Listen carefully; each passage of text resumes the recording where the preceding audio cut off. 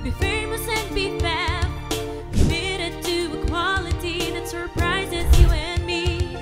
Tatak, Rancab, galing, Rancab, start your way to the stardom, Rancab.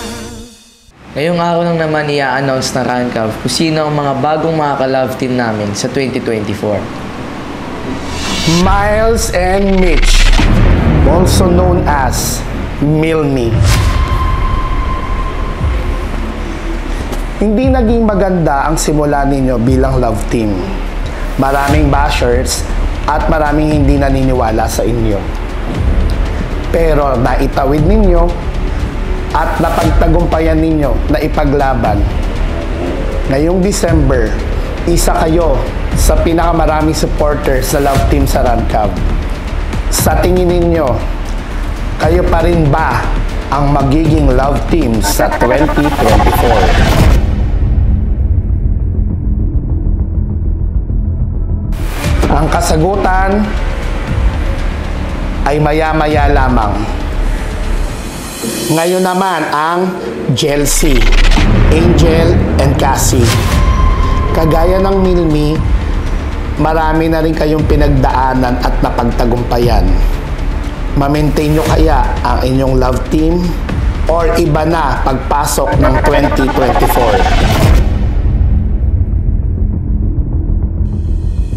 At sa inyo naman, Hannah, Harold at Yana. Ilang buwan pa lang kayo bilang magka-love team dito sa Rancab. May possibility na ma-maintain ninyo ang Hana or mag-iba ang inyong mga kapareha.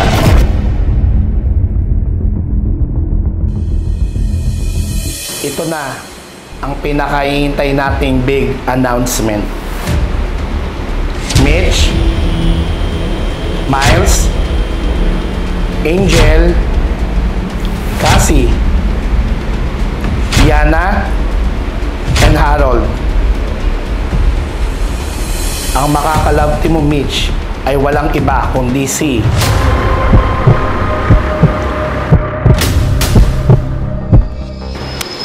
Cassie at magbabalik ang ka-Mitch.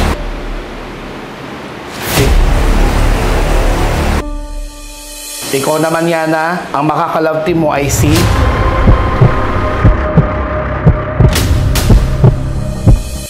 Miles at magbabalik din ang Miliana. At sa natitira, Angel and Harold, tatawagin kayong Gel Roll.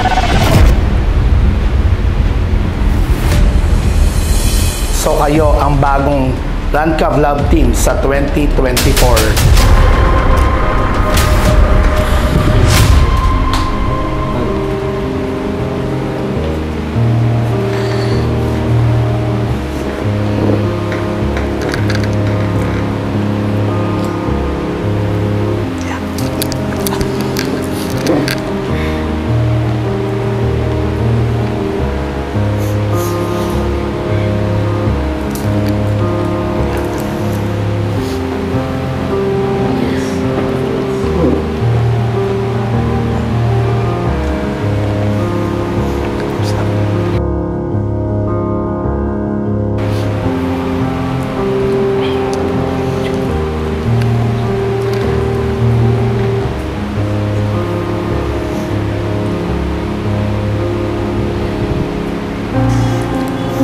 Sa totoo lang po, nakakulungkot po eh.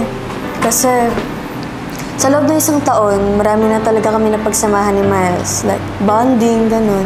Pero at the same time, andito talaga kami para magtrabaho. Kaya kung ano man pong iutos ng management namin, yun din po talaga yung dapat naming sundin.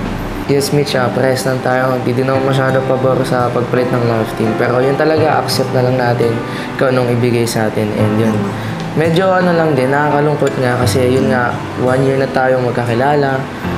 Dami na natin pinagsamahan, pinagdaanan, lahat ng bash. And minsan nag-aaway pa tayo sa maliliit na bagay. Pero alam mo lahat yun, memories yun eh. So, syempre mahirap din yun, alisin bigla kasi nga, magkakapalit mo tayo ng love team. Pero, lagi mo na isipin, magkakasama pa rin tayo hanggang dulo. Tama. Siyempre, dahil love team ko si Yana, kasi dati nakasama ko na rin naman na si Yana. So, siyempre, just go with the flow na lang. Kung anong mangyari, accept it. And Mitch, huwag ka naman mag-alala. Lahat ng memories natin, andito pa rin, tsaka dito. Alright. Ay, sorry. Hindi. Sa akin, nakakapanibago. Siyempre, nagpalit na naman ng love team. Pero at the same time, itatry namin magbigay pa rin ng saya at kilig para sa inyo. Yeah.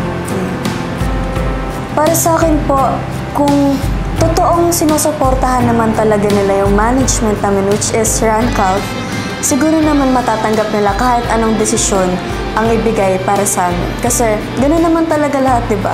Minsan may magpapalit, may magbabago, pero at the same time, dapat nandun pa din yung love.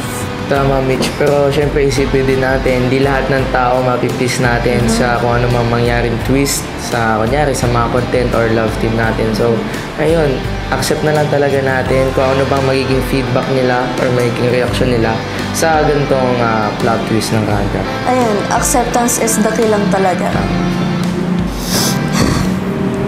Kailangan nga ako nang iyak. Kawit yan. Kailangan yan. Sige. Yeah. Kailangan Mitch. Kaya talaga.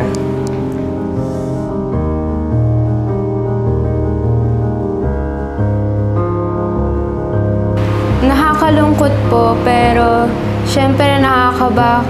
Kaya kahit na magkaroon ako ng new love team, tatanggapin ko pa rin po. Kasi this is work naman po. Kaya kahit anong mangyari, gagawin ko po yung best ko para magawa yung pinapagawa sa akin ng management.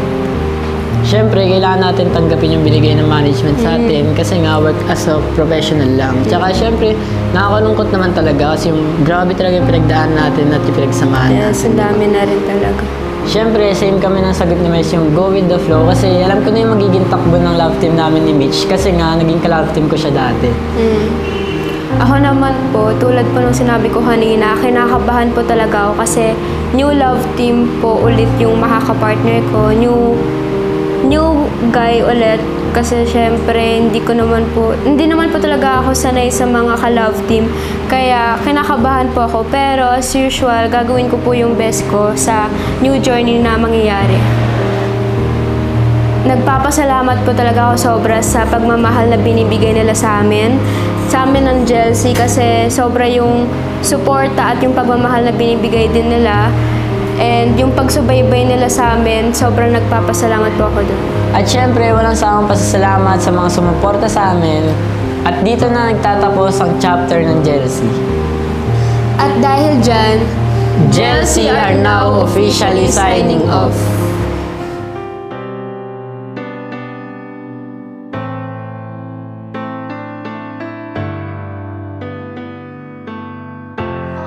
Po, pero sobrang nakakalungkot kasi sobrang dami na po naming memories ni Harold at sanay na po ako sa kanya. Pero no choice po kasi decision po ng management. Para sa akin naman po, mabigat ba sa pakiramdam pero kasang-ayon naman po ako sa magiging pagbabago ng love team. Kasi yun po ang decision ng management at wala naman po ang magagawa. Kailangan ko lang mag-work with the flow po. Si Miles po, nakasama ko na po siya, kaya marami na po kaming bonding, kaya okay na po. Para sa akin, katulad lang din nung nangyari sa amin ni Yana. Kabado pa ako nung una, kaya talagang mahirapan ako magpipag-cooperate sa bago kong ka-love team. At sana magawa ko ng maganda yung trabaho ko sa bago kong kapareha at sana maging maayos yung pagsasama namin ni Angel. Siyempre, una sa lahat, sobrang nagpapasalamat po kami sa mga sumuporta po sa amin ng lubos. Pero alam po namin na sobrang nalulungkot po kayo dahil iba na po yung love teams namin. Pero wala talaga guys eh. Decision ng management kaya wala tayong magagawa dun. Maraming salamat po sa inyo lahat sa pagtanggap niya sa amin. Dahil dyan, Hana are now officially signing off.